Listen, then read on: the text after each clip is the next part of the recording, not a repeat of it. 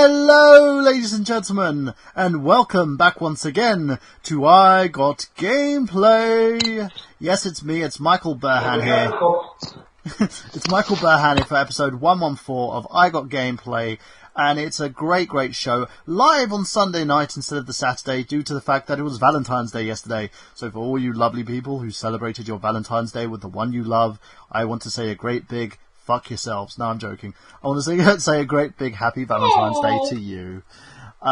Because it was a great night. Valentine's Day was great. We saw the release of 50 Shades of Grey, which when I went to the cinema, I went up to the clerk and said, I want to see the movie about the tea, please. And he didn't get it. And I was like, Earl Grey? Get it? 50 Shades of Earl Grey? No? My comedy is lost on you. But... See, he got it. Chris got it. He got it on there. Speaking... I got it straight away. Yes, speaking of Earl Grey tea, we have today, from Pixels Without Borders, he is the man himself, Mr. Chris Sanderson. Good evening, everybody. You sounded like a sheep there. I'm recovering from illness. Ah, did you get scabies or something? Did your Valentine's Day end up with you getting a sexually transmitted disease? I wish it did. It weren't that exciting. I were at work. Oh, you shouldn't spend the day that you should be spending with your loved one at work. That's horrendous. Speaking of horrendous, we have also Mr. Sean J. Michelin. Sean, what did you do for Valentine's Day? I wear that with pride. I went on a date with myself. I went out and I bought myself a prime rib steak. I bought myself 2 tall cans of Molson Canadian. And what did I have? I think I had like fried rice on the side or whatever. But I went out and bought the new Beck album on vinyl, Morning Phase. I've had it on FLAC for the last year. Oh, I love that. He did free release of it, for FLAC only. And so I actually went out and bought the vinyl. And I sat down, drinking my beer, having my steak, cooked rare, like almost blue rare, I like it, and just relaxing, listening to Morning Phase. And then I sat down and played some Neo Geo. I spent my time in the cinema watching that 50 Shades thing and eating Chinese food, because I wanted Chinese food, so I went to a place called Pho, a noodle house, which was really good, and I also had the waitress hit on me, which was another plus. So, yes. Oh, yeah. Yeah, but I didn't go on a date. I renamed Valentine's Day Palentine's Day. So it was me and a friend basically doing our friendly stuff, going to the cinema and enjoying our time together, which I enjoyed. I think that's what you need to do sometimes. If you can't do Valentine's Day with someone, you can do it either on your own or with your friends. In the end, the only thing that matters is who loves you. And, you know, for each and every one of you, just to let you know, if you're single out there, give Michael a call and I'll set you straight. Speaking of setting you straight, I don't know how that segue worked. It is Miss Jamie Styles! Jamie, how's it going? It's going wonderful. I spent Valentine's Day working on cosplay with my friend and my fiance, and we watched Red vs. Blue, and we just kind of sat back, bitched about everything, and kind of complained that I don't think Valentine's Day should even be a thing, because, you know, you shouldn't just take one day a year and buy your loved one flowers. You should appreciate them all year round, you know? I agree with you. Hey, fucking men. Yeah, I agree with you. It's about basically spending time celebrating those that you love, you know, and you're doing it all the time. You know, if you're in a relationship out there and you happen to be with someone who loves you for you, who wants to be with you, and fucking hell, like, puts up with your crazy, because we're all crazy in the end of the day, then you should worship the ground that they walk on, and you should just enjoy your time with them. Don't have to buy them anything. You don't have to celebrate it by going to somewhere expensive. All you need to do is enjoy each other's company, and I think we tend to miss that. Right. You know? We tend to miss that. Yeah, like, I actually hate it when, all the guys that, if I'm dating someone, or, like, even now with my fiance, I actually hate it when, like, they want to take me out somewhere fancy, or, like, nice. I actually get really, really upset. Because, like, you know, you shouldn't feel like you have to buy my love. You know, even he's like, I don't. I just want to do something nice for you. And I'm like, then let's go downtown to the tea house and get a cup of, like, a pot of tea and sit there. And it's, like, $6 for a pot of PG Tips. And we sit there in this really nice, it's called the English Rose. in this really nice setting. We listen to piano music, and we maybe get like a little dessert and share it, and have a nice pot of tea, and then we come home and we just kind of watch movies and stuff. That is my idea of a good date. You know? I agree, and that's the thing. You know, like my idea of a good date is basically doing something really childish. I love doing the childish stuff. I love, like, you know, grabbing a Nerf gun and just going home and making sure that there's another Nerf gun in the house for when she comes back from work and start going after each other. Or, like, going after her with a water hose. Or even, like, freaking going after her with snowballs. You know, it's just having fun together and enjoying each other's company. You don't have to basically, like, be romantic or define what romance is. It's just basically about having two awesome people who want to spend awesome time together and having an awesome family if you want to do that thing, or just doing awesome stuff together. You know, it doesn't matter what you want to do. It doesn't matter how you want to do it, as long as you're together. And I think people can kind of forget that when they look at movies like 50 Shades. Now, I would like to point out, I'm going to segue from the gaming news topic today and talk about the fact that I myself have been going for a very, very big rough patch. Very big rough patch. For those lovely people here, they know about it because I complain to each and every one of them. That's what friends do. They sit there and listen. That's love right there. That is love there. Exactly. And I went to go and watch 50 Shades of Grey. Now, I watched that movie and I laughed my socks off because it's literally just some person's idea of what they think romance is. And it has no idea what it wants to be. The writing is bad, the acting is bad, the characters are really... Look, for instance, there's a guy named Jose, and there's a scene where she says to him, "No way," when he tries to kiss her. Think about that for a second, people. This book sold over freaking millions of copies. The author makes 1 million an hour from this book. From Kindle downloads, from prints, and now because of this movie she's making a huge load of... Is it a he or she? I believe it's a she. It's a she. E.L. James. She wrote she wrote 50 Shades of Grey as a Twilight fan fiction. Thank you. And it got published, and which, because you can do that, you can have your own like fan fiction stuff published into like paperback and stuff like that. And so she published it on Kindle, I believe. Yes. To be able to download it and stuff like that, and it was such a big hit that, you know, she changed some stuff around and like names and shit, and published it as 50 Shades of Grey, and the moms went nuts and said that it was like the most romantic thing ever when he it's not raped her at least like twice in the book, and the dom sub relationship is very poorly miswritten. They're really badly written characters as well, though, because like the person Anastasia, like the secondary character in this like movie or the book, should I say, is boring until she meets Christian Grey. And Christian Grey, some people said he's Batman without, like, you know, the parents' problems. But he's got all this money. No one knows what the fuck he does. They're like, yeah, I'm a super successful businessman. What do you do? I don't understand how you earn all this money, but I have appetites. And he's also, like, a lot of this could be resolved if he just bought himself a PlayStation. Literally it. He's just someone who's got loads of money, who's bored. It's been done better. Like, his character type has been done better in stuff like American Psycho or Wolf of Wall Street. You know, I really want to see American Psycho. It's a fucking amazing More three-dimensional. Believe it or not, I have a friend who actually uses that movie as porn because he's attracted to Christian Bale. Ew! Yeah. Sorry. So yeah, he faps to American. He faps to American Psycho. That's just like my. Oh God! I've tried to hold that in, but that was. Oh, ew! Oh God! No, not Christian Bale. Yep, and it's when Bale says like "shut up and eat her asshole." That's when he does it. So there you go. That image is now in your head. That image is now in your head. But yeah, like, it's been done. Like if you and. You know, Jamie was saying as well, like you've got movies like the Secretary, is it? That do the BDSM thing a lot better. 50 Shades of Grey, in all intents and purposes, is The Room with more PR, better PR, and a bigger distribution unit. It's funny. Oh God, I hope with better acting. No, the acting is just as bad. Really? Yeah. Really? There's no riff tracks in this. Just as bad. Just as bad. The characters are... they're literally, it's so surreal that you cannot find yourself in these characters. It's like the submissive Anastasia. There's like points where he buys her shit and there's no, oh, my laptop's broken, and then suddenly some dude's in her house fixing her a new laptop. Or, you know, come outside, I've got a graduation present for you. Brand new car! What happened to my old car? Oh yeah, I just got it towed and it's been sold for money. And it's just like, what the fuck?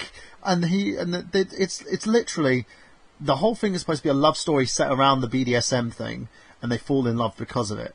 It's more the fact, if you watch this film, if you actualize it, it's a rich stalker dude with with literally too much free time on his hands, who is a control freak, who ends up stalking this young virgin, who he ends up basically being her first, and, you know, just ends up whipping her and smacking her bottom constantly, to the point where she's really upset about it. It's not a good movie. It's not a good movie. It's certainly not something, if you want to take your partner to it and think, this is going to be romantic, we're going to have sex after this. No, you're not. You'll probably wet yourselves, so you're going to have that problem on top of it. And it literally has no merit. There is no self-worth in this movie. Currently 26% on Rotten Tomatoes. 26%. So there are movies that are worse than this one. It is actually now categorized as worse than Avatar: The Last Airbender on IMDb. I want you all to think about that. Avatar has better acting, believe it. Yeah, it's like, think about it before you want to see this movie. And the sex scenes are worse than Watchmen. So in other words, I should be smoking a doober and watching this instead of, if you're going there with the toy, fuck the hell with the toy, smoke The something. Wicker Man is a far better movie than this. And think about it this way, that movie was boring up until the point where Nicolas Cage freaks out and starts punching women in the face. And does it in a bear suit. Right? What the fuck? You know what? Jamie, me and you need to sit down on Skype and watch some of these movies, and I will show you. These are hilarious. But yeah, if you're gonna watch 50 Shades of Grey, I would advise you to watch it when it's out on DVD. I wouldn't advise anyone to go to the cinema and watch this. No offense. If you're in for a laugh, I would encourage people to fucking pirate it. Don't spend your money. Don't give them your money. Don't encourage it. As someone who's a part of the film industry, and Jamie is as well, because I know you've been filming a new film, a new 48-hour film, so I wouldn't advise you guys to go out there and do that. And the reason being is, you support the film industry no matter what. You support the actors that have done this film, you support the director and whoever's in it. But I will say this film is not good. It's not good. So if you're going to rent it when it comes out, rent it, watch it with your friends. You'll find it fucking hilarious. I expected to go into the cinema thinking it was the most awkward experience I was going to ever have, because I'm going in there with a friend of mine, to watch a kind of a love story. It ends up turning into me and her busting a gut, laughing our heads off because the film was that bad. So enjoy. That's my take on it, guys. I'm going to do a movie file on it. We'll probably end up doing a riff tracks on it as well. Just so that we can talk about this movie. It's the best, worst movie I've ever seen, but you have to go into it not expecting sheer quality. There is no quality in this movie. This movie has lack of quality. The only thing that I think stands out is the fact that Danny Elfman did the soundtrack, and he just sounded like he wasn't bothered. He just put loads of, he's like, what's love? Let's put some Sinatra in there. Let's put this version of I've Got a Spell on You in there. You know that one where that guy goes, I got a spell on you and now you're mine? So like, has that whole thing. It's like, we want to make it sound like they're romping and pumping. And then that version of Crazy in Love as well. It's just, it looks pretty. That's probably the only thing that's going for it. But it's hilarious. It was a fun film to watch in terms of being extremely, exceptionally bad. And I think people can probably create party games and drinking games for this movie. but don't expect cinematic gold because you're not going to get it. Right, so going on from that, I want to basically talk about bad games we love, because that's the reason why I segued from that. That's a bad movie that I loved, everyone else probably hates, but we can talk about bad games that we love that everyone else hated. Now, the rules of this is to talk about games that you know people hate. Stuff that you know that people just don't like, that they would just make you want to vomit, but you loved it. Each and every one of you loved it. So we can start basically from myself as well, and I want to talk about this fun little game that I kind of enjoyed, but I didn't enjoy. It's like I enjoyed it, but I knew that everyone else hated it. And the game for me that I basically enjoyed, for instance, is a game known as Sonic Boom. Yeah. God, are you serious? I did. I enjoyed it because I played it with my kids. It was an enjoyable little game. Okay. You had the various Sonic levels. It was easy for them to play. Was it bad? Yes. Was it buggy? Of course it was fucking buggy. But they watched the TV show. I watch it as well with them. The TV show is hilarious, by the way, if you haven't seen it. It's shorts, basically, little short sequences comprised with Sonic and his friends and Dr. Robotnik getting into trouble. There's even one where he ends up living with Sonic and Tails. From that, we played the game, and it was enjoyable. Very, very enjoyable. I had so much fun, playing it with the kids because the minions thought it was great. They found it easy to control. I could control it using the tablet controller. They were using the Pro controllers, and it was fun. It was a nice experience all around, but I know a lot of people hated it, and they consider it the worst game, bar Sonic 06. Worse than Sonic 06. Think about that, people. Yeah. So, we'll now go over to you, Miss Jamie Styles. Name your game. Resident Evil 6. Everyone hated that game, and I see why, but I still really enjoyed it. I enjoyed the story. I enjoyed playing it when I finally got it. I mean, I play it with my fiance, and we co-op it. And we have a lot of fun with the characters. You know, we enjoy seeing all of the characters in one game. Do we know that it was horrible compared to some of the other games? Yes, but I don't think it was as bad as many others think that it is. I mean, there was too many campaigns, it was too long, and they had way too many timed events, and at this point they're trying to feel out where they need to take the survival horror genre. And so they've got that to compete with. Well, they've managed to do that now because they've split them up into the Revelation series and they've got the main series, which no one knows if the main series is continuing after this game. It is. There is a Resident Evil 7 in the works. And also there has also been a game, like a script leaked for Resident Evil Advanced Veronica. Advanced Veronica? What's that one about? Yes. Is that based on we're not Veronica? Sure. We don't know. It was leaked on the internet from the actual Capcom website for a hot maybe 5 minutes. Like, it was an accident, and someone accidentally leaked it on the actual Capcom website. It was official. Someone managed to grab a screenshot of it, and it was like Resident Evil Advanced Veronica or something of that nature, and that one and also Resident Evil 7 has been confirmed, and they did confirm that Revelations 2 is not Resident Evil 7. Okay, yeah, because Revelations they 2... have confirmed, yeah, I was at the event. They have confirmed that Jake's story is continuing in Resident Evil 7. Yeah, apparently he's going to be continuing. There's no certainty in regards to Leon or Chris as of yet, but I think if you don't have Leon in it, you're nuts. He's probably one of the best developed characters in the Resident Evil series. My opinion on Resident Evil 7 is that I think it's going to be Jake and Ada as the main campaigns. Because at the end of Resident Evil 6, we see Jake going into what looks like the Middle East.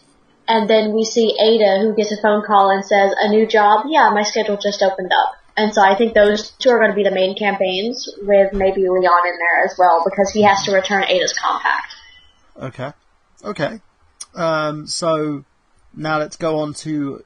So tell us why the reason that people hated Resident Evil 6. The people hated Resident Evil 6 was people actually hated Jake. They hated Jake They hated all of the timed events, the quick time events, which is understandable because there were way too many. There were so many that it actually took them, it kind of takes you out of the game experience itself. But they also hated the virus, and I think the virus did a pretty cool thing because it was mixing Veronica and the G virus, which, if you don't know about the lore, that's basically two scientists who hated each other. And their virus did something fantastic. It was way too long, also. It had way too many campaigns, to play this entire game, it's ungodly. I mean, if you go and look on a walkthrough, it's gonna be about as long as a Grand Theft Auto 5 walkthrough. It's gonna be about, 60 plus parts to play this entire game. It's insane. And then you have ADAs on top of that. But everything else, I think with Resident Evil 6, they were feeling their way around after 5, because 5 was just, they were running full force and they hit the wall, face first. So I think that with 6, with each campaign, you can tell it plays a little differently.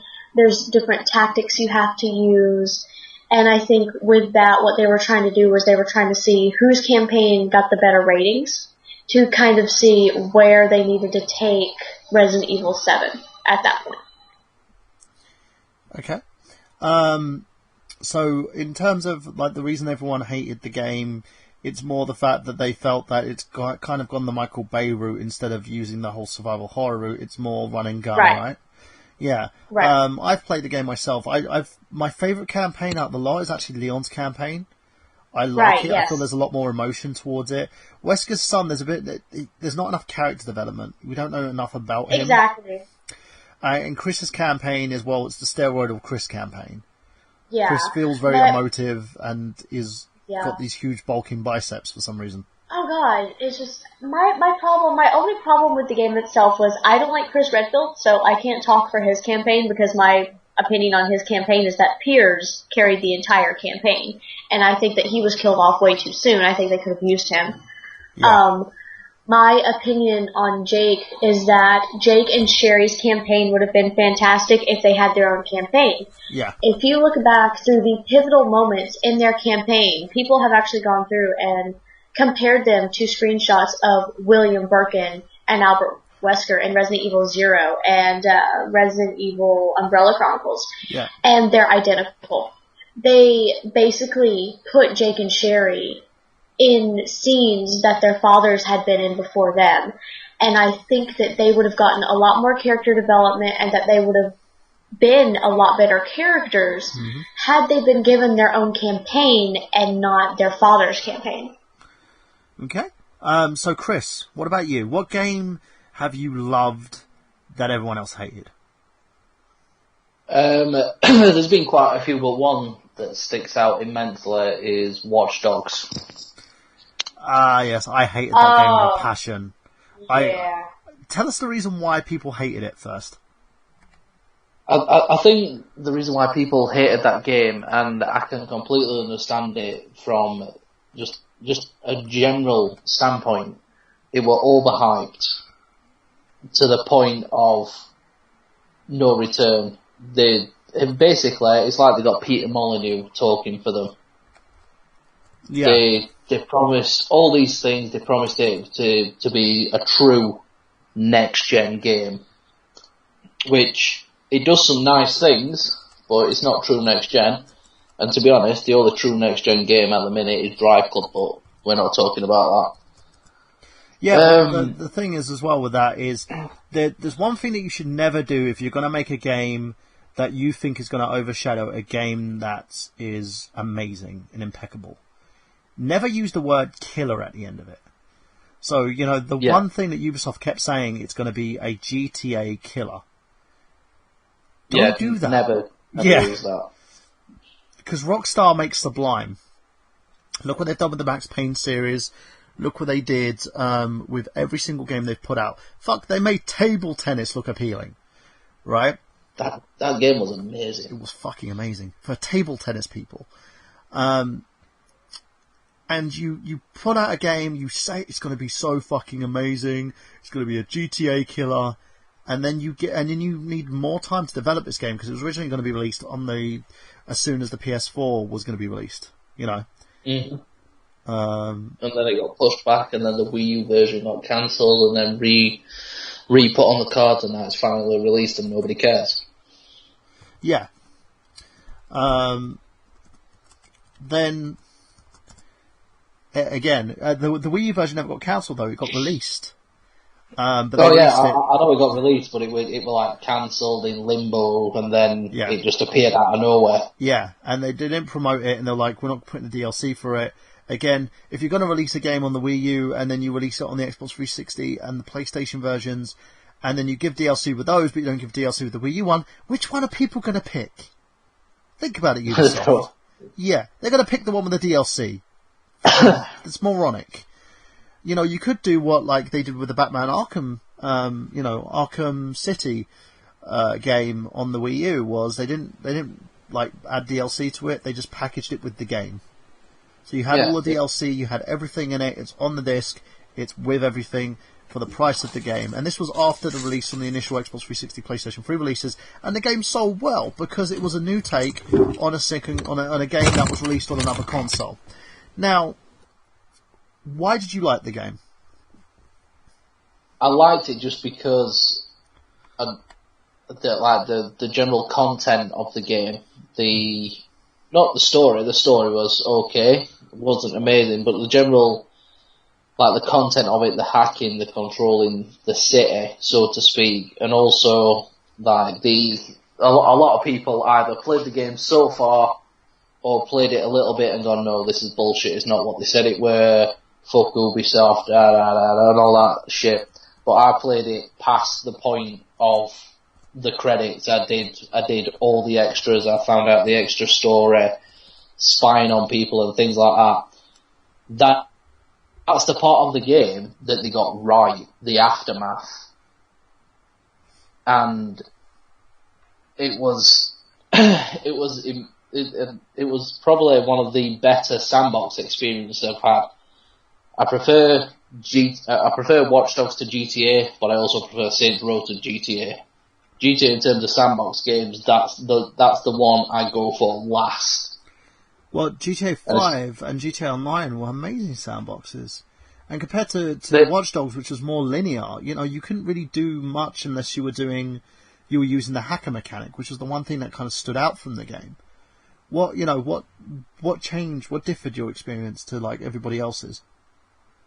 I think it's just because I've always been a bit of a tech head with things like that, and I've always been fascinated, you know, with hackers, the intricacies of it, how it's done, what happens, and things like that. And with Watch Dogs, a lot of people like, I want the hacking to be more intricate and things like that. And yeah, I can see that.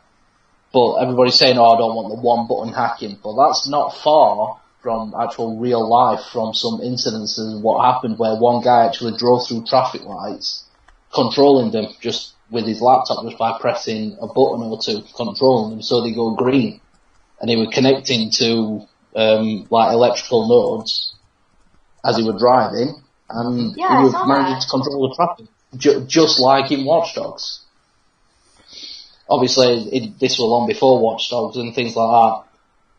But I just like the idea of it. I like the whole context of it. And it's also quite frightening as well how close it is to real life with CTOS, like the operating system that controls the city, that you can connect to cameras, you can watch people, you can scan anybody, and it'll tell you how much they earn, what hobbies they're into, whether they're about to commit a crime, whether they're about to be a victim, what music they like, everything comes up, all personal profiles. And I found that quite unique to be having. I never come across anybody who was the same. Okay. So, why do you think people hated it so much, apart from the whole GTA killer thing? Chris? Okay, Chris's call's dropped, guys. We're going to move on to you, Sean. Sean, name us a game. I was chewing on a spearmint leaf there. Flat out Ultimate Cars for the PC, pretty much, because it's buggy. Plain and simple. It's if it wasn't for the bugs and a little bit of the game mechanics, it'd be probably a game of the year kind of racing game. But unfortunately, there are a few things in there, and it has issues with his internet dropped. There he is again. It's funny. You could have the chance of locking bumpers with one of your co-racers, and what happens is the cars stick together. It was buggy. You can accidentally T-bone somebody, and you can't shake them off yourself or anything like that. Or you lock the bumper with somebody in front of you, and they start spinning off. Their car could physically not be even touching you, and it's dragging you in the direction they're going. And as well, it has problems. It's an old game. It's meant for Pentium 4s, and I'm playing it on a laptop that's 3 years old, and I can't run it any higher than 480p. Okay. So the bugs were the thing that ruined the game. Little things too, sorry, I'm trying to get that fucking spearmint leaf out. They were on sale, so I bought a big bag of them. I'm just eating copious amounts of them as I'm talking. I was hearing the packet opening up. Yeah, no, this is a big bag of McCormick's. Pretty much they had that gut-busting saw of rock that was really annoying. I went in, I physically deleted those songs and made new OGG files because that's what the format they're in are. And or I'll use Foobar or some music player for listening to my own music. And the multiplayer was very dependent upon Windows Live, which is now dead. And only select Windows Live titles got grandfathered support through Steamworks. So, sadly, the online component, which they ran and raved about, really focused the game on, fell off. Would they transition over to first Steam, player. or do you think that's dead? Are they going to transfer? Are they going to transfer it over to Steam in terms of the live component, or is it just dead? No, it's one of the games that they chose not to. Some games that were popular in the Windows Live system when they were shutting down Windows Live there about a year ago, they transferred over to Steam. Not all of them made it, though. And Flat Out Ultimate Carnage is one of them. You can still log in to access your profile in the game, play the single-player campaign. That's annoying.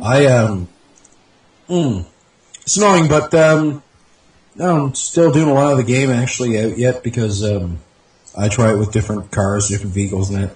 It is fun. I like sitting down, and even on my little tower that I got, it's a bit older, but at the same time, it's got some more than adequate components to be able to play games.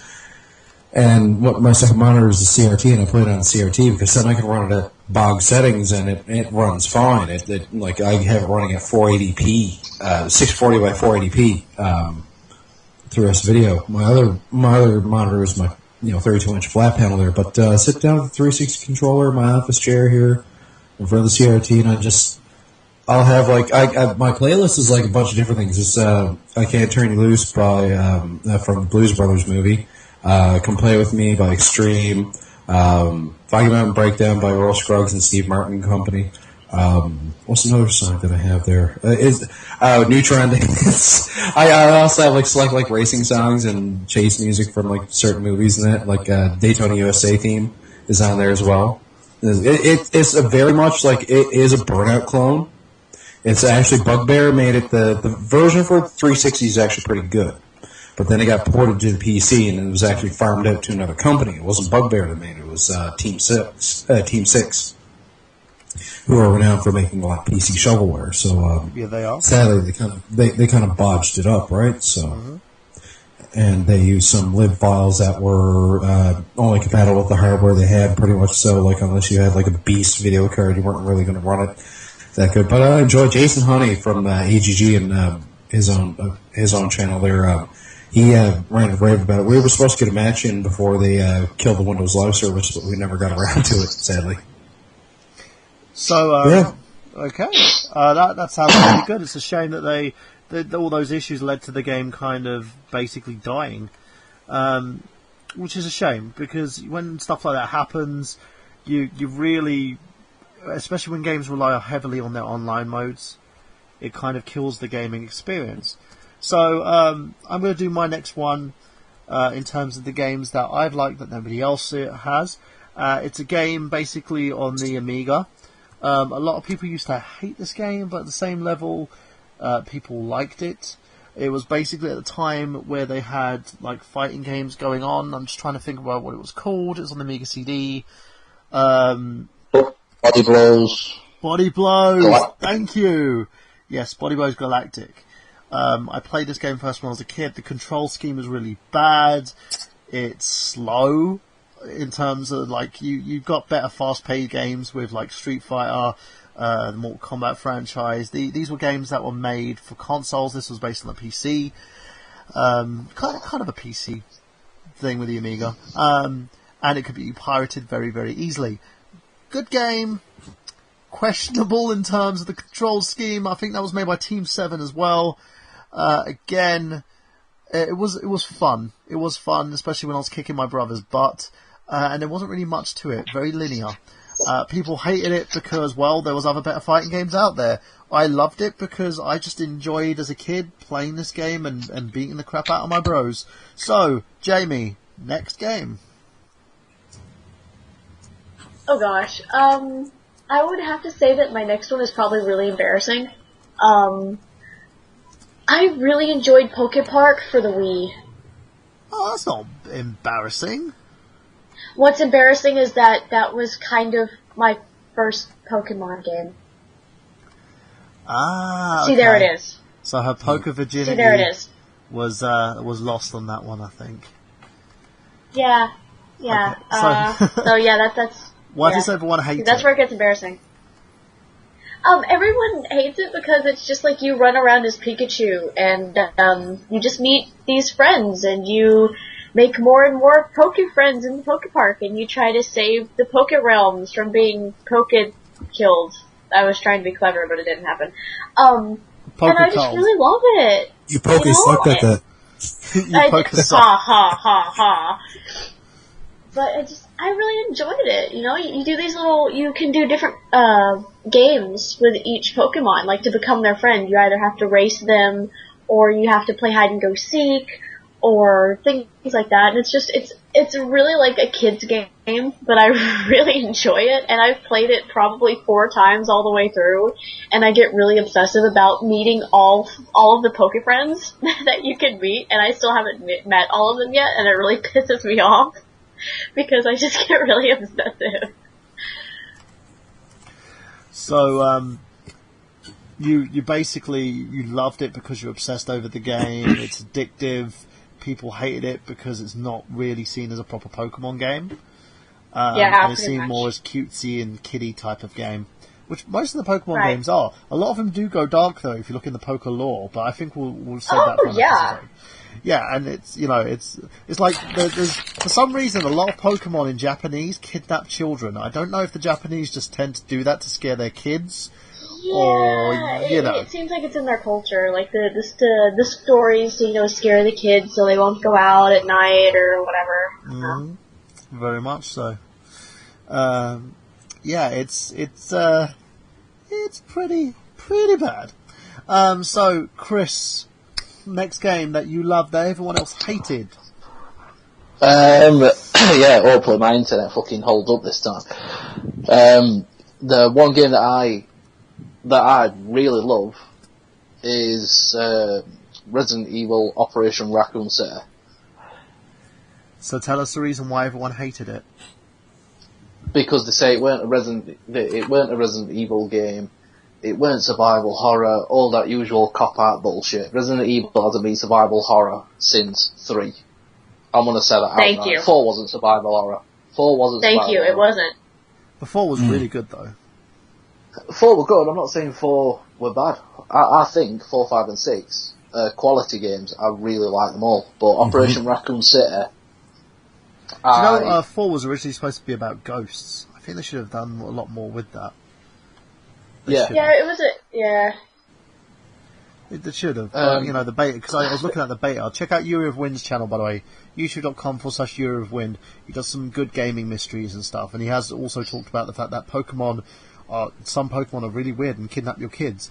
You know what? That would be scary if we lived in the world of Pokemon. That would be scary. Don't want a Pokemon kill you in your sleep or something like that. Do you know what I mean? want a Jigglypuff. Or eat your dreams. Yeah, but then Jigglypuff might attack you and eat your flesh. Jigglypuff. Oh! That's quite scary. That is actually really scary, the way that you're singing it. I'm just saying. That was quite... But see, when he falls asleep, you're just going to draw magic marker penises all over his face. Or you're gonna grow like one thing that Alpha Omega Sin did. He actually showed a tortoise mating with a shoe, and the thing's penis looks like a fucking fish. It looks like a stingray. I was scared for my life. I was like, if a tortoise tried to bang me, that's what I would see. Oh my God. I would. You know what? I'm glad there's no gay tortoises. Just saying. Just saying. You remind me of that chat in the Seth MacFarlane Comedy Cavalcade. Name that animal penis. Yes, name that animal penis. Yes. But I gotta say that I agree with him on this one. I did actually like Operation Raccoon City. It was I never got awesome. to play it. And the one thing a lot of people forget about Resident Evil, and I've thought it since day one. Like, generally the storyline, how it's gone, there's no other way the games can progress. It's come to the point where it's a world outbreak. It's not It's not hiding behind corners anymore. It is fighting for your life with whatever bullets you can find. It's basically like abundance of bullets. It's like you're dealing with the Ebola virus or something, or you're dealing with like a fucking one of these. What's the one that's going on at the moment? It's the Ebola, isn't it? It's Ebola now. Yeah. Ebola's the one that's going on. And ironically, to create the G virus, William actually looked up the Ebola virus and was obsessed with it, and that's how he kind of made it evolve and stuff like that. So. But yeah, with Raccoon City, you're controlling like a crack SWAT team, and they all have different abilities. It's kind of like a RPG in a way, because everybody's got their own special talents and abilities. But it's a game to play with friends. Play it by yourself. It is boring. It is very boring. But to play it with friends, I played it with a group of friends on the hardest difficulty, and my God. It is a real challenge. It is real. I suppose you can say, in a way, it is survival horror, because you come to standoffs where you've got to try and survive for 2-3 minutes. Zombies climbing in all over, people trying to kill you. Yeah. That one level where you have to stand off against the hunters. Oh my God, I'm stuck there. Actually, because I was a dumbass and I used my flamethrower on the zombies because I didn't know that there were hunters coming, and then I see all these containers falling. I'm like, what is this? And the hunters come out and I'm like, oh my God, I'm fucked. That's it, and then there's times where you're standing off with your friends and you run out of ammo and you're like, shit, what do I do? Melee attacks do fuck all. Oh yeah. Yeah. You can hit one in the face, you hit one, 5 jump on you. Yeah, and pretty much. It's just an awesome little spin-off game. So you feel that people just didn't really understand it and they compared it to the original series, that's the problem? I think that's the problem with a lot of things. People need to take off the rose-tinted glasses and appreciate for what it is and what it's actually doing, because Raccoon City, as I said, you're controlling the crack SWAT team. You come across Hunk at the beginning, and he helps you escape from Nemesis, and it just progresses from there. But yeah, it was literally run. You had no choice, run. You can try and shoot him and take him down, but you are 99% going to fail. Oh you yeah, have it to was run. absolutely horrifying. And it's one funny thing I find about Resident Evil, and I don't mean to insult any hardcore Resident Evil fans, Umbrella and everybody involved with like the G virus, T virus, everything, they have no agenda. No, they don't. It's the only bad guy in video game and probably movie, book, just entertainment history. The bad guys with no agendas. They have people inside it. They have people inside it with an agenda. The only people who had an agenda in the Resident Evil, like in Umbrella, was Spencer wanted to create the Wesker children to make the world what he wanted. And make a new human race. That was his agenda. Wesker and Birkin, not really. They just kind of wanted, it was kind of like, so what do we want to do today? I don't know, just fuck me up. Yeah, that's it. What we're gonna do today? Well, I'm bored today. Let's make it an easy Sunday morning. Let's just go fuck shit up. Yeah, pretty much. And get some special forces teams involved. So, but Raccoon City, I loved it just because the pure feeling of teamwork. There's no better than when you're fighting with your friends and you do some amazing shit just to get out of a tight situation. There's no better feeling, and to play it on the hardest difficulty as well is even more satisfying. So let's go into Sean. What's the game that you loved that everyone else hated? Well, I believe I was saying earlier about Flat Out Ultimate Carnage there. Just were so bloody buggy, and the music's not quite good, and the Windows Live. But another one that I don't know, a lot of people give Mighty Final Fight some fucking hate, and I love the shit out of that game. What's Mighty Final Fight about? That game's amazing. It's on the NES. It's like chibi style version. Side-scrolling beat 'em up of Final Fight, but it's Mighty Final Fight and they're chibi style. It has the move leveling like it does in the original Double Dragon, but in a good way. Okay, so explain the reason why people hate it. No, some people just think it's substandard to Final Fight, right? How Final Fight is, especially if you play the arcade version. I played shit out of it on my Raspberry Pi, and I speak about it with some people like, oh, I don't really like that game that much. Oh, this is like Double Dragon. It's like, and how is that different from any other fucking beat 'em up? But yeah, some people give that some hate. I don't go out of my way for some, games that people hate that, I love, but yours are pretty amicable like that. But, yeah. I'm liking Dante's Inferno on the PSP as well, but I've been playing a lot of Homebrew lately, so I've been trying to find some good gems in there really to share, but unfortunately I've been playing that too much. My next one for me would be the game known as Lollipop Chainsaw. Now this one was written by James Gunn, directed by Suda51.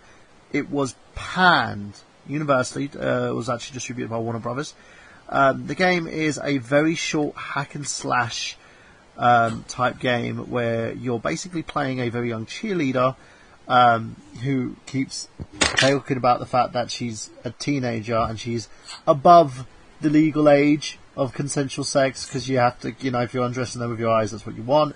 A lot of it was due to the fact that people had an issue with the whole dress, thing that she does. The fact that you could see you get an achievement by looking up her skirts, that you're objectifying her. But if you put all that aside, it is a very fun hack and slash. It reminds me of games like No More Heroes, for instance, where you're going in there, you're chopping things up, and you're moving on to the next level. It could be completed. I completed it within 2 days, but that's when I was taking spurts. I'd play it for 5 hours, put it down, play it for another 5 hours. So basically 10 hours, the game's done. If you can actually, it does have a bit more replay value if you want to get the good ending. I got the bad ending, which was where we got to the house and turns out that her mum has been turned into a zombie and everyone freaked. People hated it, as I said. They felt like it was objectifying, it was too short, it was a bad Suda game, when I felt it was everything that Suda had, but with a nice little American take to it as well. And I did love the music. I loved the music style as well, that helped. So, what about you, Jamie? What's your next game that you loved that everyone else hated? Oh gosh, now I actually have to start trying to think here. I don't know. Like, I don't know if I actually like another one that everyone else hated. I can't really think about one. Come back to me. Okay. Chris, what about you? Shit, I had one in my... it wasn't... I'd say it wasn't well received, but I liked it over a majority of like the hate that it received, which is Warhammer Dawn of War 2 on the PC. And that was hated all because of games for Windows Live. Okay. People saying it broke the system. It's not as good as Dawn of War 1. It's not as deep. It would just, I suppose you can say, well, a lot of like PC like strategy elitists. It's like, I'm gonna go back to Warcraft. I'm gonna do this. I'm gonna do that. But yet you're still playing Dawn of War 2. If you're gonna complain about something, complain, leave it alone. Don't continue to play it and carry on complaining. It doesn't make sense. But to me, I loved it because it was an easy to get into strategy game. I'm not the biggest strategy game fan. I do enjoy games like StarCraft and so on. But Dawn of War just clicks with me, and the intro as well. It's one of those games where I can boot it up and watch the intro every single time and not be bored.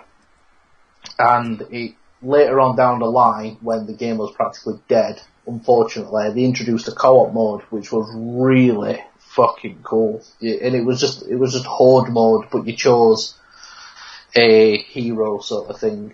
I can't remember what they call them now in Dawn of War. But you chose like a commander, and they all had their certain abilities. They level up, you fight the hordes and so on. But the story on it as well was really good, and I still need to pick up the expansion pack and play it, which I think is Chaos Rising. By the way, I want to say a great big hello to Josh Loves Stuff. Hello, Josh Loves Stuff. You subbed me on Nerd Genius on my YouTube channel, The Nerd Genius. A great big hello from you from us guys at I Got Gameplay. So yeah, Chris, continue. But it's sadly just like the fans of the first game just instantly dismissed it because of games for Windows Live. And when they actually played it, they dismissed it even further because it was simplified. It was one of those games. It had been made simpler, but it had the depth if you looked for it. Just like any simple game can have if you dig deeper into it. No, of course. And it would just.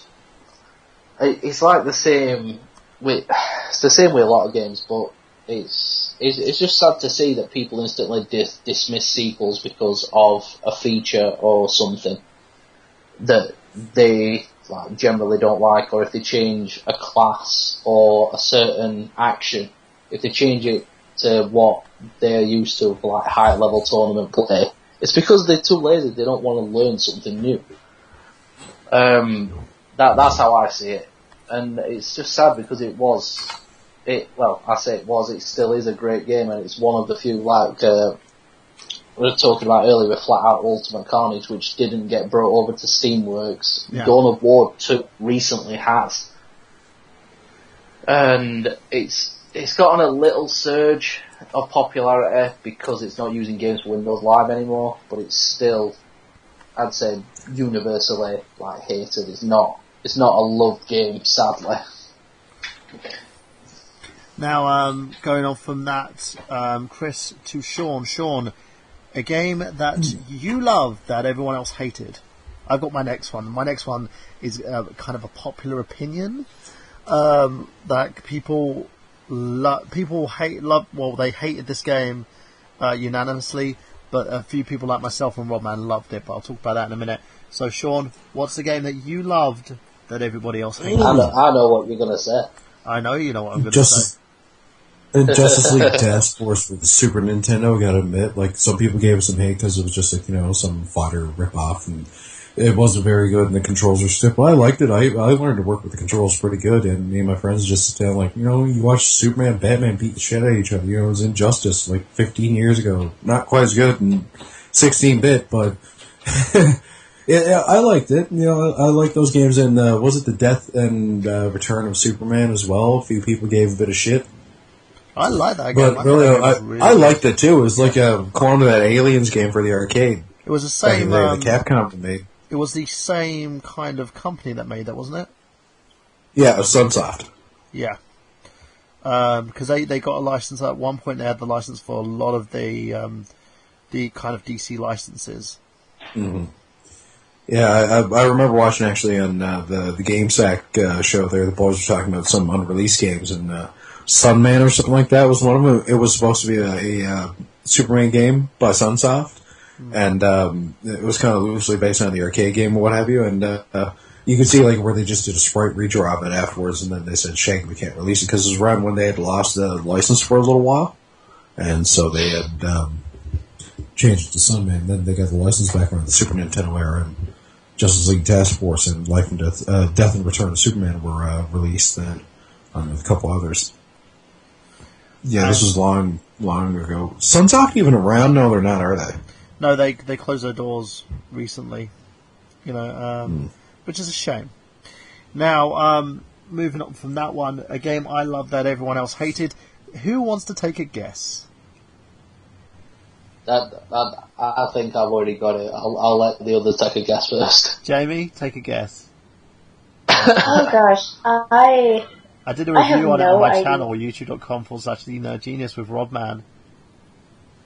Oh, Shooter? Oh, I know what it is. I know what it is, by but I Activision? can't remember. It's made by the same lovely people who made the Halo series. Oh. Can you guess Josh loves stuff? Can you guess Josh loves stuff? Can you guess it? No? He's not talking on the chat. It is... Okay. Chris, go on. You tell the world. Sims 3, no. Destiny, pretty much. Destiny was a game that was severely overhyped by Activision and the lovely people who also made the Halo series by the name of Bungie, and for some reason people just went crazy when they saw the game. They didn't like the fact that in order to embrace the story, you had to use the QR cards. You had to basically go online, read about the game. You had to do more in-depth research in order to understand the game. And a lot of people hated the fact that it had online multiplayer, which I'm not a fan of online multiplayer. I think a game shouldn't be reliant on the online component only. I think a game needs to be built around both online and offline components in order to work proper. Because just in case if the online component goes, then you're going to need a lot more to do with the game, otherwise it's useless. Titanfall, for instance. But with this game, I got a review copy from Activision, played the hell out of it, and enjoyed it. I have to admit, it was fun. I loved the targeting system, the way that the game worked, the fact that you could do all these little heist missions, you play with friends. It was extremely enjoyable.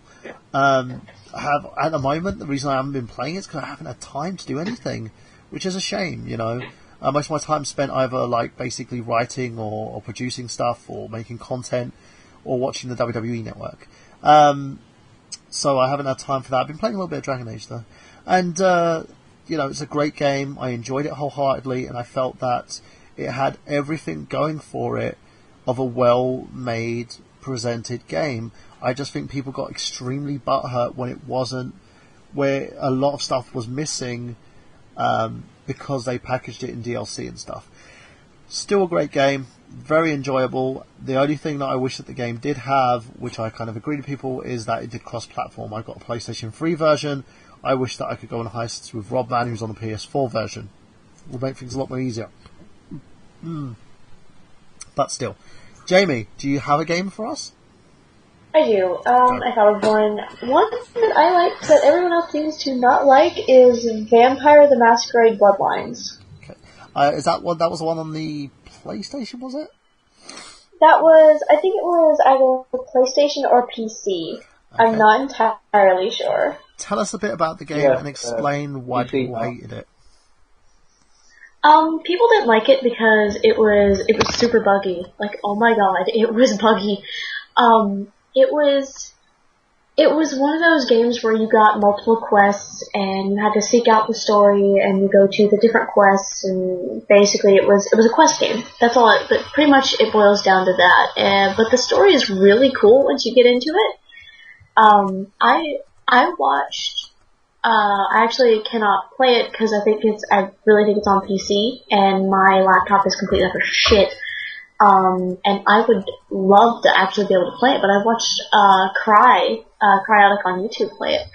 And that was one of the coolest playthroughs I've ever seen in my life. It's like you start off as like this little fledgling vampire, and basically you're taken and made a vampire pretty much without your permission. And you non-consensual, yeah, bad touch, bad touch. And so you go before this board of vampires, and there's this one vampire, LaCroix, who is over everything, and he says, we didn't want this, and now we have you to babysit. No one taught you how to be a vampire. And so you're going through trying to be a vampire and trying to learn your way through things and trying to find the one who made you a vampire and trying to find your master. Through this, you find out that there's all sorts of, there's corrupt natures going on, there's bad things that LaCroix is doing, and you have to try and choose a side between LaCroix and then the vampires over from the, kind of like the Asian district, and then the vampires that are basically leading a resistance. And it's really cool. It's got a lot of references to a lot of other vampire series in it. There's like some Anne Rice thrown in there and other things of that nature. And it is just a really fun game. You can choose your character to be different types of vampires. My favorite is the Malkavian, which is basically they're insane and they hear voices. And the longer you go through the playthrough, the more voices you'll hear. And they have the option to seduce, and they can make people hallucinate and things of that nature. And they speak in really odd ways. Like, instead of asking someone to do something, or someone asks your character to go and don't come back until you've done something, and basically, or until you understand something, and your response is, I will wander to the words wiggle in my wigwam.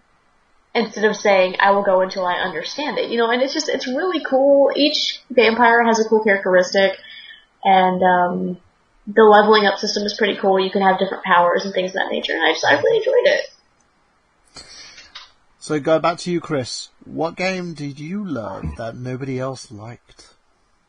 One game that I loved, and still love now, and people still generally hate it, is Enchanted Arms on the Xbox 360, later released on the PS3, which is a From Software RPG from the developers of the wonderful Dark and Demon Souls series, Shadow Tower Abyss, Kingsfield, and so on.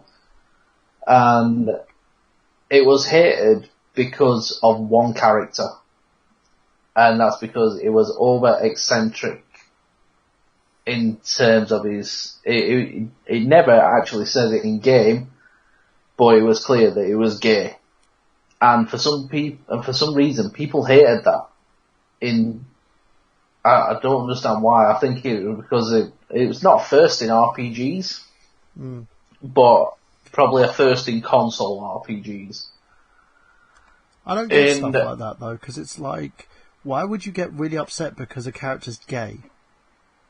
Well, that's it. There's no reason to get upset about it. The game itself is a fantastic RPG. It's got a nice little battle system, decent story, good soundtrack. Everything that you want from an RPG. But just because of that one character, it's, which one is it? Is it, in Will and Grace, what's Jack. Is it Jack? Yeah, Jack's the gay one. The really campy one. Yeah, the really campy one. Multiplying by about 10 million. in terms of how camp he is, and then you've got that character in Enchanted Arms. For the life of me, the name escapes me. But it's like more of a caricature, really.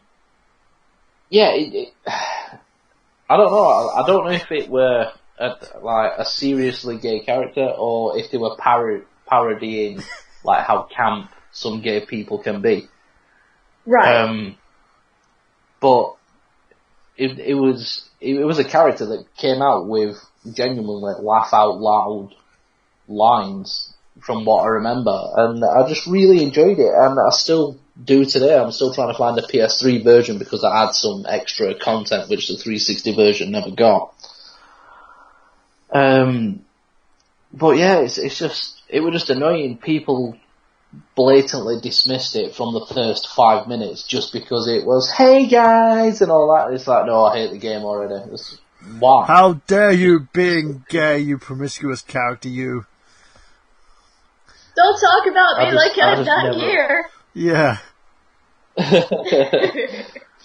So, going on I just never understood it. I don't either, I'll tell you the truth. I don't get it. I think there was a theory going around. Apparently, one of the big theories like out there is that I think it was the game theorist who said it. That what the Japanese tend to do is because they don't seem to like gay characters very much, or transsexual characters. They would tend to make them evil. They would always be the antagonist in the game, or someone who ends up betraying you in the end for some weird reason.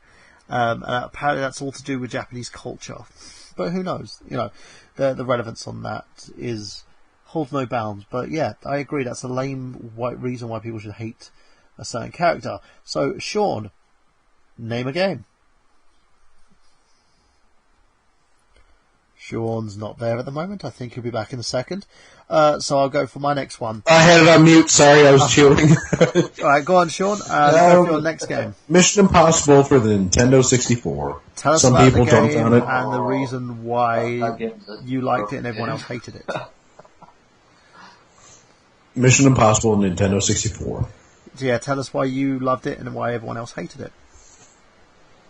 I got wrapped right up. The story was great, and I to me anyway, right? And it was a time I dropped out of college and I was going through some things and that just personally. So I was kind of being a bit of a hermit there, and I bought myself a Nintendo 64, and I went out and garage saled a few games, and one of them was Mission Impossible. And I liked the series when I was a kid, and then they brought it back in the '80s for a little while, and then then there was Tom Cruise films, and I liked it. Friends of mine personally, they preferred, they found it better on the PlayStation because the PlayStation had more dialogue and things like that, and better music to go along with it.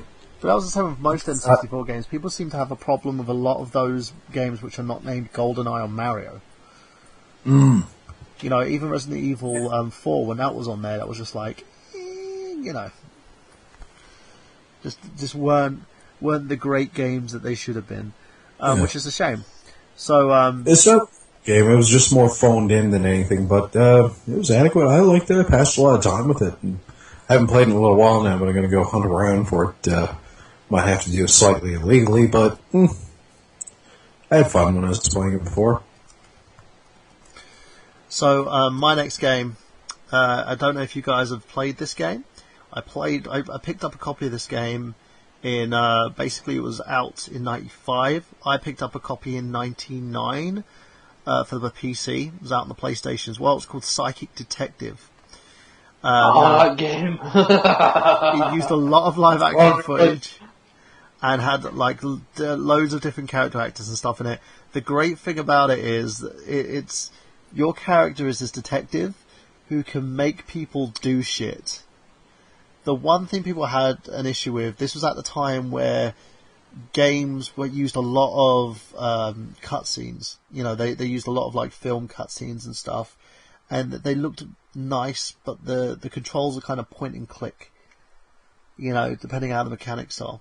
There was bits. I kept trying to make characters disrobe for me, and it didn't work because every time I tried that, they would come back into realization that I was trying to do that, and they would slap me, or it would go to game over.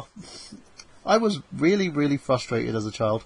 But yeah, when I did that, play with the game, great story, kind of short, but it was a fun game. You could complete it within minutes if you knew basically the routes that you needed to go to. It was published by Electronic Arts as well.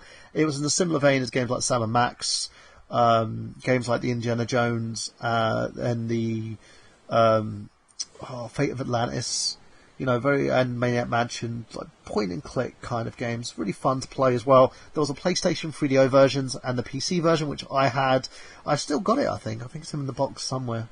Got it in the room somewhere or other. Did it have something like 20 or 30 endings or something like that? Yes. Multiple endings. People hated it. Hated this game.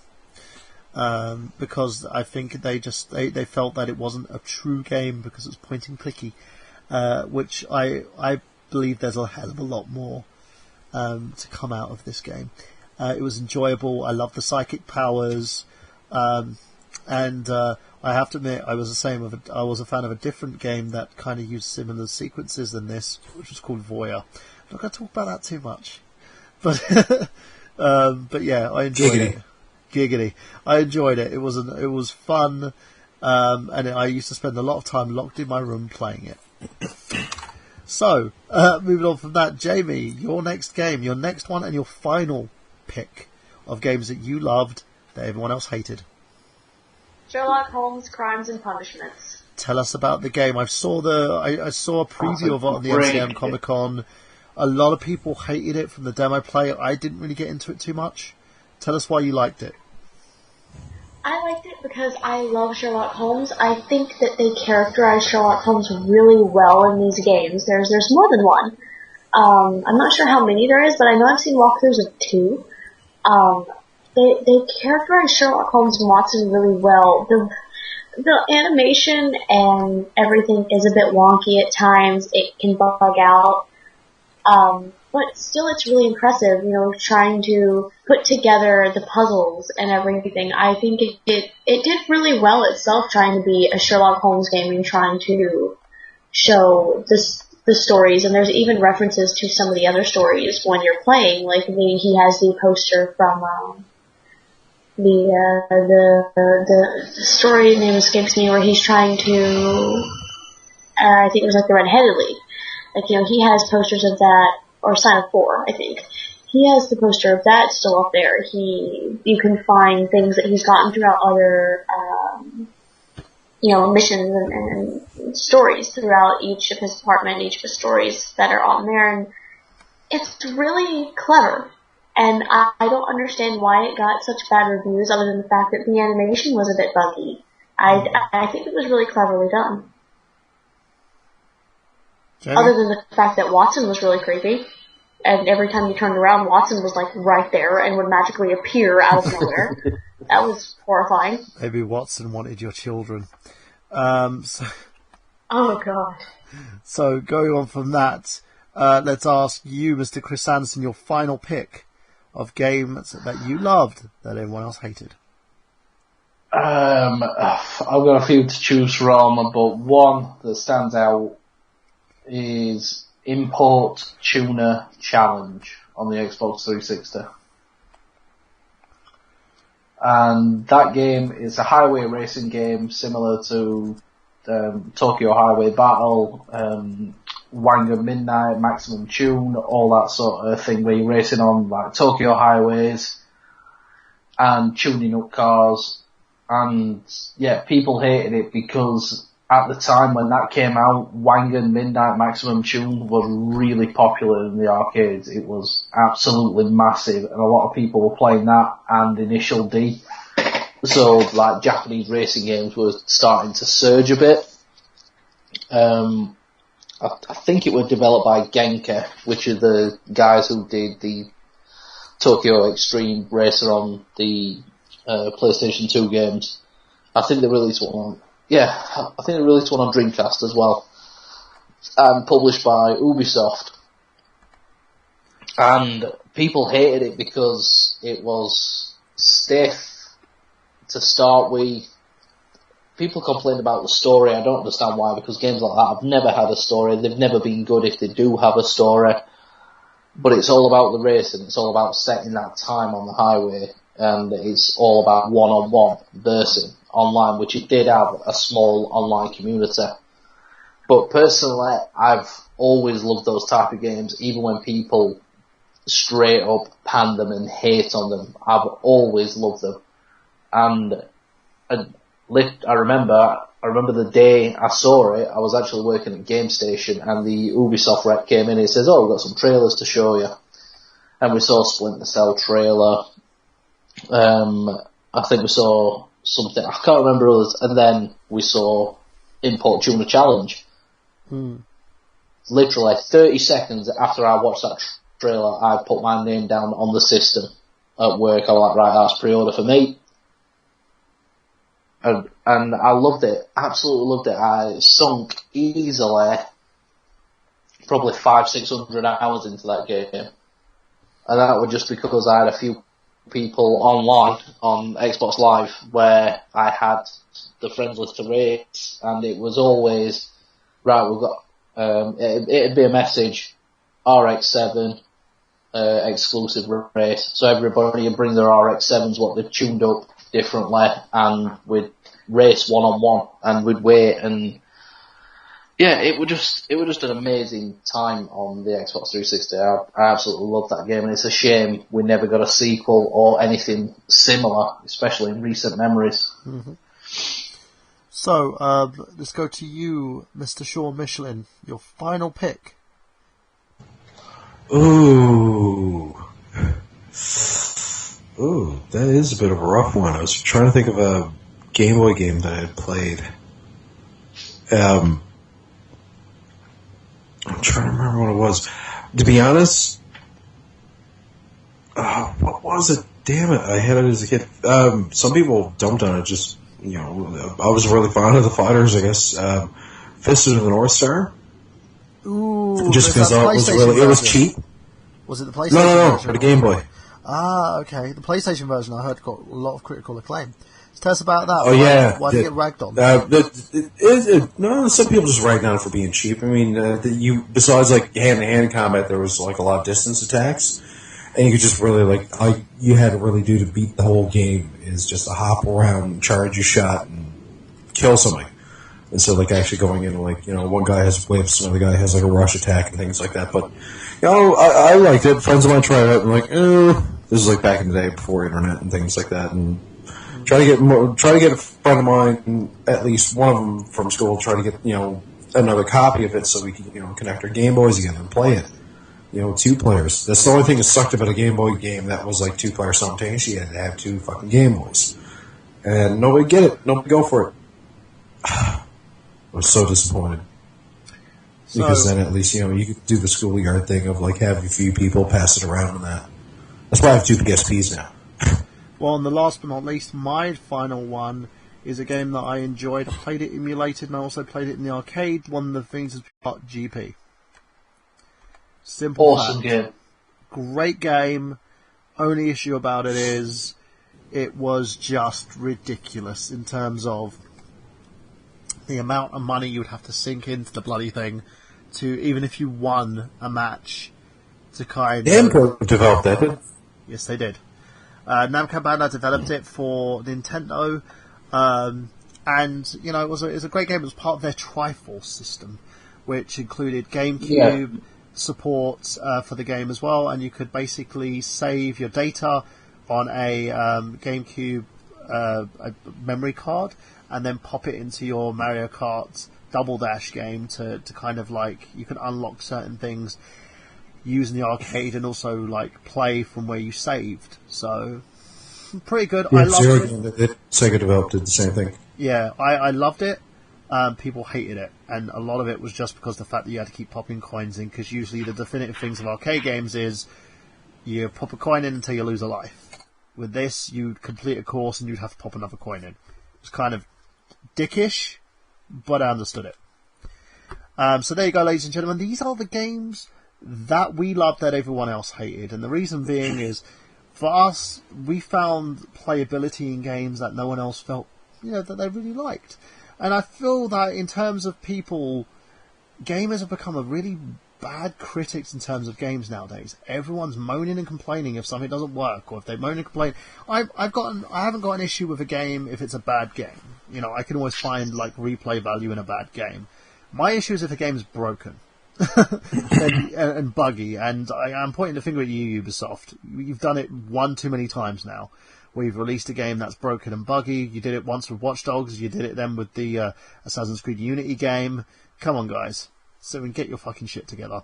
But yeah, you can find playability in everything. Remember, we're coming from, especially if you're a retro gamer, you've got nothing to really complain about, because you're coming from the age of the Nintendo, of the Sega Master System, of the ColecoVision, of the Atari. When games were really bad, they were purposely hard because they were very limited, and you found enjoyment with those games. Why can't you find enjoyment with the games that you play now? Okay, so there's a little bit of food for thought for you. Now, I want to end the show talking about something and someone who's important to me. We did an episode last year on Gamergate, and we did this episode because we wanted to talk about the fact that Gamergate, in all its sense and propriety, focused on bad journalism and ways to fix bad journalism. That's what the movement was on. They've done really good, they did really good work. They targeted sites like Game Sutra, which now had a lot of its advertising. Yes. As well. Gawker, Kotaku, and Porygon. Sites that basically just wanted to tear apart gamers and be abusive towards its audience. And people who were basically they were getting paid to give a game a good review. Then this whole Gamergate and anti-Gamergate thing started. One of the worst things that it managed to do was give people like Anita Sarkeesian popularity, who've used it to make a shed ton of money, and also blame it as kind of a scapegoat for every time she had a cough or a fucking sweat. It's given people like Brianna Wu a kind of a platform to talk about her experiences with Gamergate by using that as a platform for her to be famous. She's kind of she wants to be Anita Sarkeesian. One of the things that I don't tend to tolerate when it comes to Gamergate or anti-Gamergate is bullying. A lot of people talk about the Gamergate side and how people use the hashtag to bully certain individuals, and I for one have spoken out against this, and I for one have gone on the Gamergate podcast and said to people, you need to sort your shit out. This was 4 months ago. This hasn't been sorted. You can't have a respectable movement unless you move all the fucking trolls out of that movement. That's my word of advice to Gamergate. To the anti-Gamergate people, I want to get you guys to understand one thing. You accuse these guys of doing something that you've done, and I want to talk about a person now who's been affected a lot.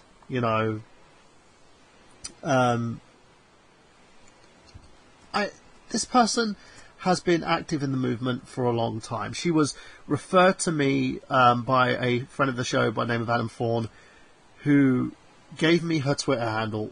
She's known as Liz F. In February 11th, she posted a blog post on her blog, and I'm going to give you it by name because I have she's on my my bookmarks, and reason being, I think as kind of an individual who supports Gamergate, she's very she's not anti-feminism, she's anti bad journalism. And a lot of people pigeonhole Gamergate as being a bad and anti-feminism movement, which is one of the facets, which is where I think it went wrong. Now she has a blog called Feels and Reels. It's feelsandreels.wordpress.com. And her facts and feelings, and she came clean on February 11th, 2015 about Gamergate. I'm going to read about this, just read this out to you guys and tell you why she's no longer with it. She goes, now that I'm no longer involved in discussion of Gamergate, I feel as though I can finally come clean about my true motivations for joining in the first place. I've often been asked a question about my initial draw to GG, the games in general, and I've always answered truthfully. It was an incomplete truth, but it was my final time mentioning Gamergate in any fashion. I was very sick when I was a teenager and originally diagnosed with chronic fatigue and immune deficiency syndrome, CFIDS. It's a fibro, Malaysia, and anemia. I later learned that I actually have lupus. Didn't change the fact that using the medication was prescribed almost killed me, and I was homeschooled throughout most of my high school due to my inability to function. I found solace in friendship through gaming, and those friendships that most likely saved my life. While I'm fairly certain that those experiences alone would have propelled me into discussion of Gamergate, there is a very big factor that I've omitted until recently, in which my true primary motivation. In August 2014, a friend on Twitter drew my attention to several articles that had been posted, later dubbed Gamers Are Dead. The first I read was by Gamer Sutra writer Lee Alexander. In this article, Miss Alexander described gamers in the following way. They don't know how to dress or behave. Game culture is a petri dish of people who know so little about human social interaction and professional life works that they concoct online wars about social justice or gaming journalism articles. She used the entire article to demonize a certain and very specific type of person, a young man who isn't socially tuned into her idea of acceptable social behaviour, who doesn't know the right way to behave or engage or dress or shop or live, and who does not care about the things that she does. Lee Alexander was described a male version of my 3-year-old daughter. My little girl was diagnosed with autism spectrum disorder and global development delayed days after her 2nd birthday. We were blessed enough to receive an iPad grant through a local foundation which opened up a huge world to her. She began using PECS, picture communication, to request time with her iPad, and she then began using it to request other things. Her first word was iPad. She had an inexplicable fascination with Fruit Ninja. I had always been the sort of parent to limit television electronics to certain times and amounts. That all went out of the window with her.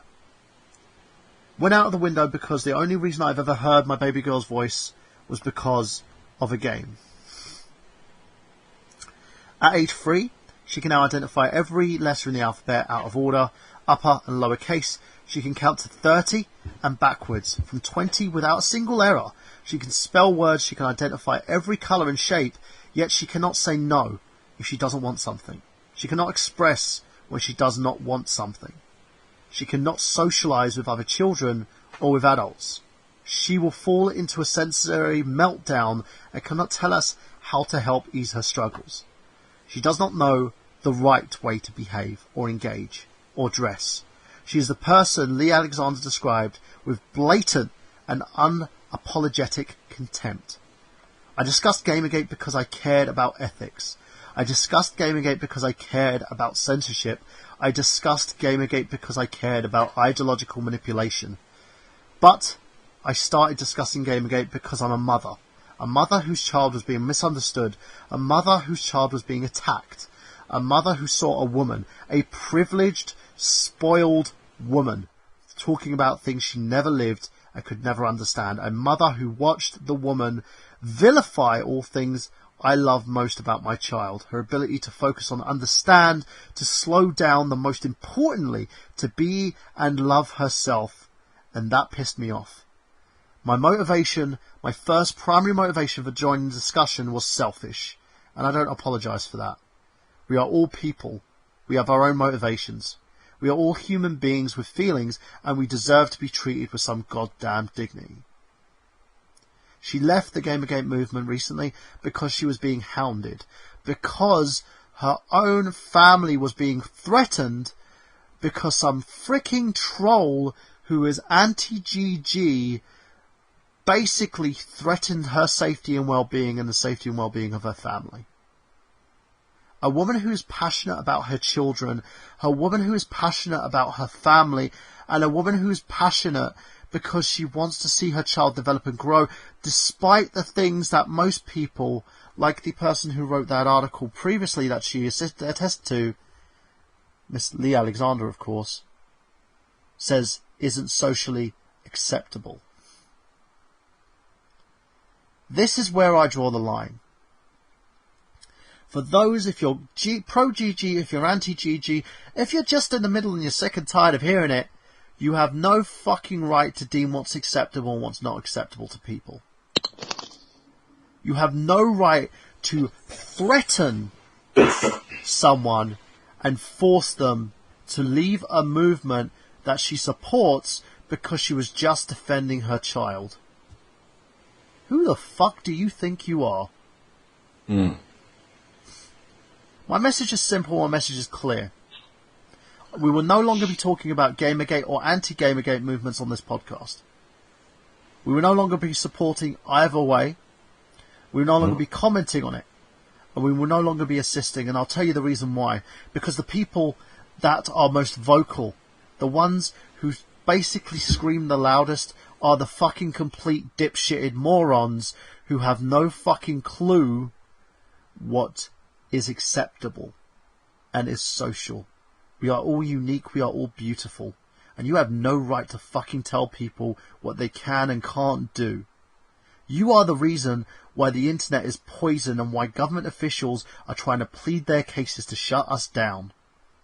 You despicable, you disgusting human beings. And I really want to give you a great big thank you because you turned someone who was a major part of the movement and you made her run because she was afraid. And you have no right to make her afraid. Now, going on from that, let's ask your opinions on this, guys. Jamie, what do you think? I think it's fucking despicable thinking about it like that. You know, I'll say it to you like this. I'm not comparing her situation to me in any way possible. But I get a lot of shit for watching video games and not playing them.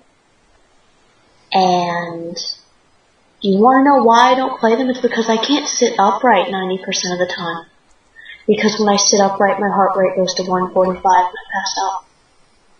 To think that someone was targeted because of their health, because they think that this is an inappropriate way to be involved in the gaming community because we're just unsocial pricks.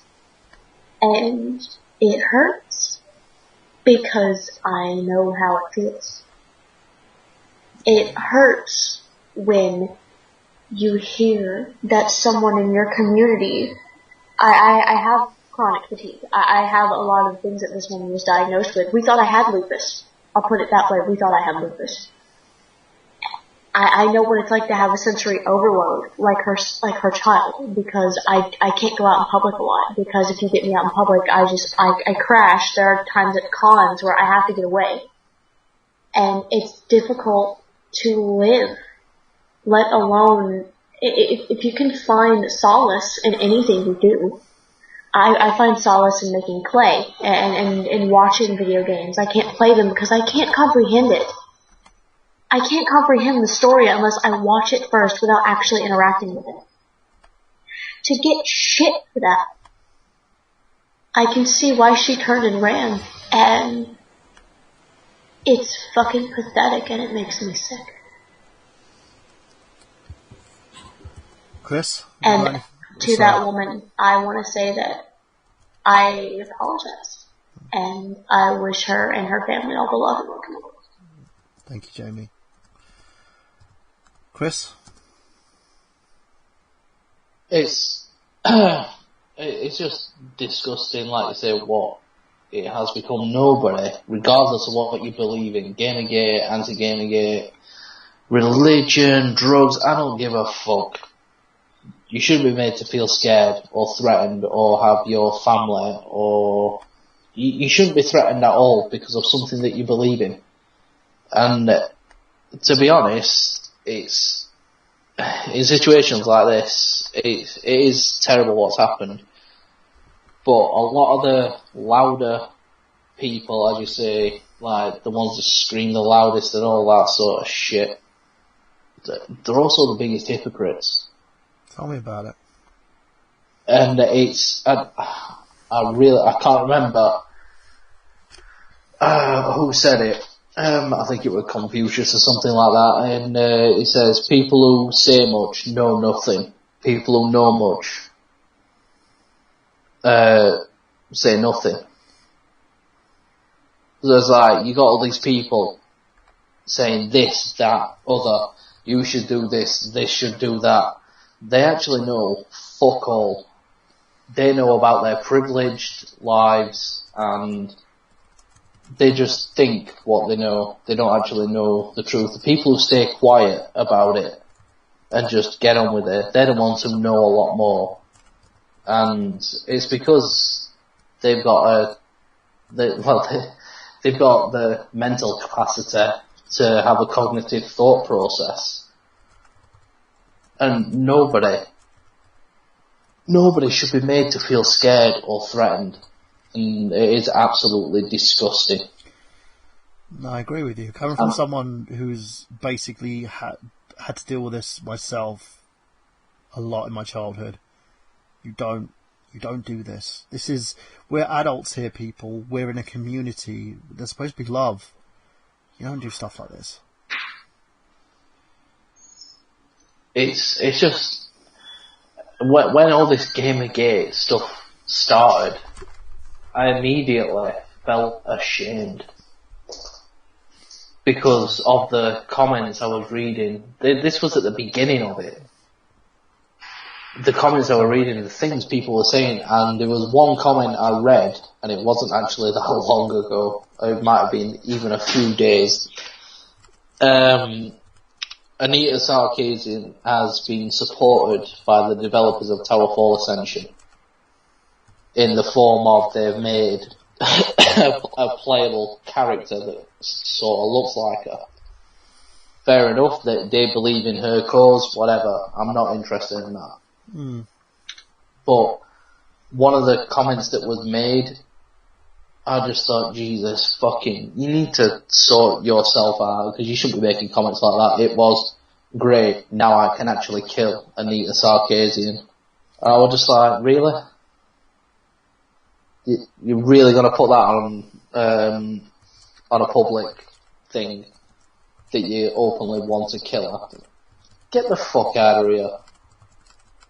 Yeah. When I see things like that, I'm ashamed that when people have these broad views of gamers. I agree. And it's like we're not all like that.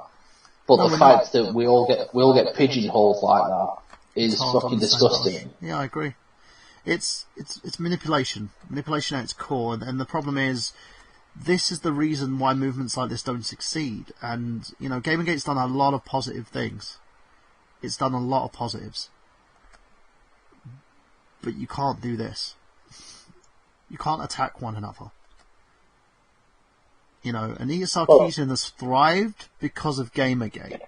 She's thrived because Gamergate has become the bad demon in the room. It's the monster in the monster movie. And she thrived because of it.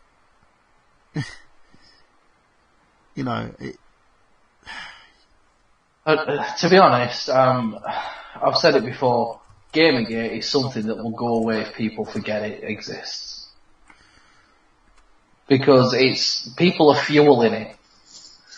And people are fueling the anti-Gamergate and so on, and it's that age-old internet rule that's been there since the dawn of time. Don't be the troll. No, I agree. And Sean, would you like to sound off? Yeah, all I'm going to say is that, I totally agree with everybody there, but, logical and nice open discussions, which really, realistically are hard to come by when it comes to this movement. We, not to pick one side or the other, but, a lot of people say, well, you get more the logic and more the, manners from the Gamergate side, but at the same time, both sides have their bad apples as well. I mean, both sides have had, people doing doxings and things like that, and even like prominent members of the anti-side there, including Adam Sessler himself, saying that he condoned the doxing of Gamergaters. And But I mean, like when you have people who just incite more fury around something, and at the same time be able to play the victim game, it really detracts from the side that's trying to do something good, and it demonizes them. But at the same time, now they're hitting the gamergators now, and there's even swattings and things like that, and other people. This isn't the first of people who have left the movement. And the Internet Aristocrat actually logged out of it, so to speak. One of the original, I guess you could say, flag bearers for the movement. He did a lot. But It I mean, was a huge part of it. And what was his reason for leaving? He just, I think it was pretty much he just got fed up with it, with some of it just being, you couldn't tell one foot was dealing with the other, because apparently the anti-Gamergate side were hiring people to go in posing as Gamergators on 8chan to try to disrupt things and try to, plant, disseminates and things like that in there. Because, they're trying to, was it one of the guys from Gawker, his personal Facebook? He was, counting his chickens before he hatched about this, and he posted, and somebody from within his camp, who was actually a mole, I guess you could say, saw this and posted directly on Facebook, and pretty much busted him. He's not even in charge of Gawker now, by the way. There's actually a board running it right now. He's had to step down as chief operating officer as well as the quote unquote owner. They hemorrhaged over $1 million in cash because they lost so much ad revenue, because they lost so many advertisers. But when you start getting people doing this and swatting, and I think, was it King Pole or whatever his name was? He got not swatted, he got 911. And somebody found out who he was. He got doxxed, and then somebody said that he was there trying to commit suicide or something like that, which wasn't true. And it's happened from both sides. But sometimes you don't know whether you can believe it. Like Anita Sarkeesian canceled her speaking arrangement because apparently she coincidentally got threatened a day or two before she was going to go speak, but nothing ever came of it. And no apparently she's turned got up or anything. contracts where she gets paid regardless. So she got, a lot of it's been that question that she does it just for publicity purposes. Now That's the thing, right? Yeah, no, but that's my thing, and the reason I got involved in the movement to begin with was because I'm, pro-journalism. I believe ethics in journalism needs to be there. But I talked to a friend of mine, Caitlin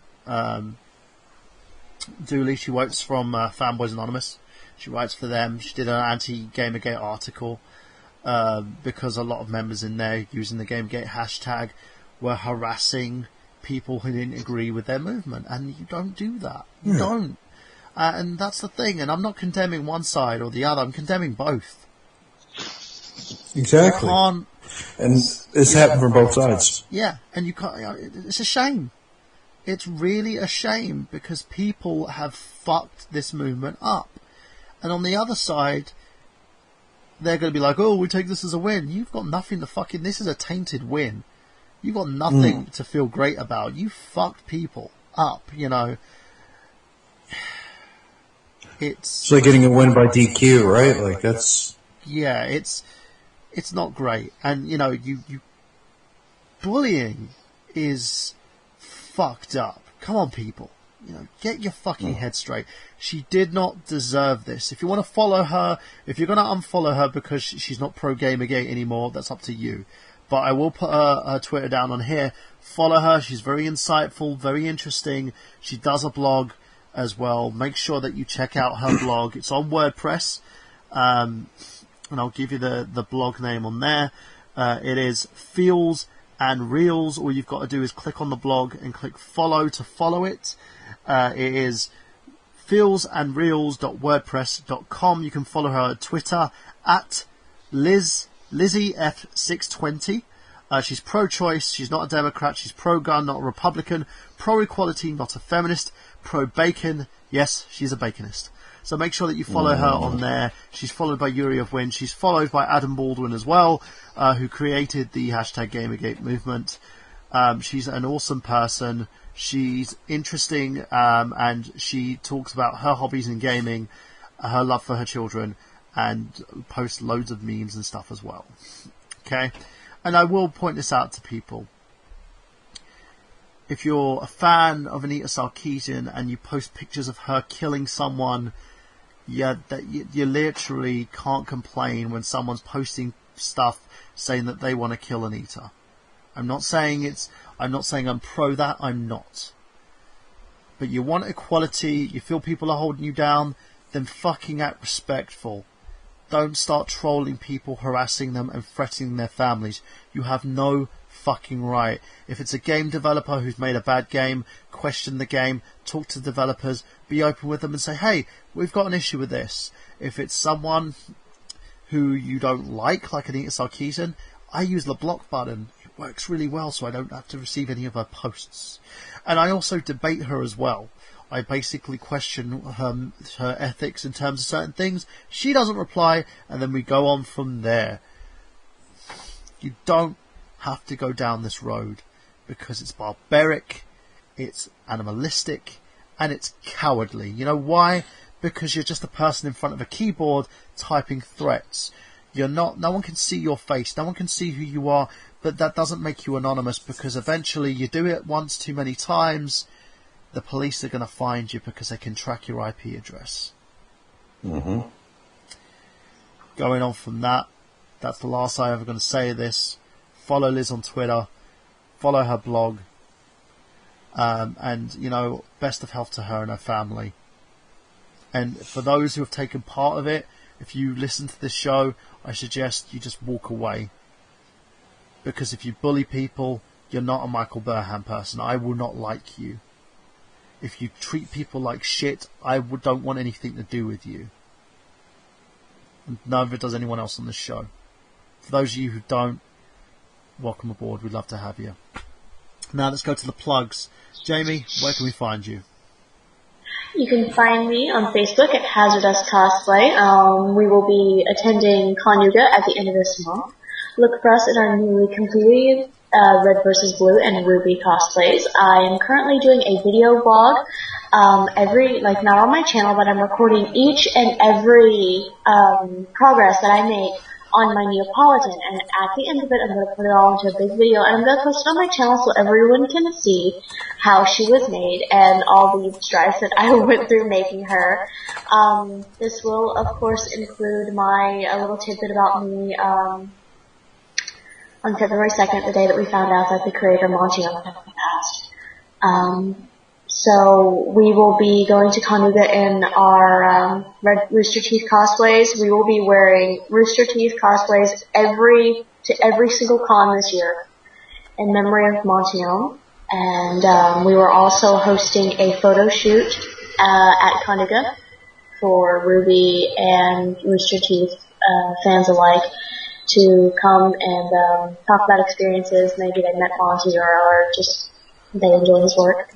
So look forward to getting lots of video footage of that put up on my channel. And you can also follow me on Twitter and Tumblr at GVirusJunkie, and check out my Etsy shop, Shimeji Crafts. I post a whole bunch of stuff. I've got some new little clay chibis up there, and that should be it for me. And Chris, where can we find you? You can find me over on on pixelswithoutborders.co.uk. You can also find us on Facebook, Twitter, at official_PWB.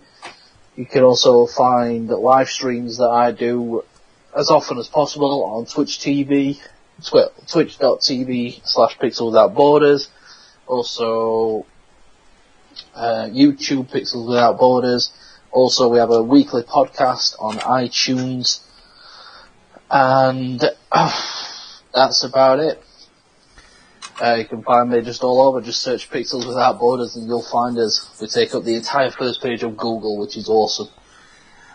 So, Sean, what about you? You can find me on YouTube and Instagram and Twitter and in Instructables.com as Dietless79, DAIATLUS79. Besides YouTube, I also write instructional tutorials on a lot of different things on there, original Xbox, hacking, modding, how to use Linux for video capture setup, etc., etc. My Facebook, though, is Sean J. Michelin. You can just come and find me, friend me if you want. I do have a like page, but I find it's just more personal. Just reach out.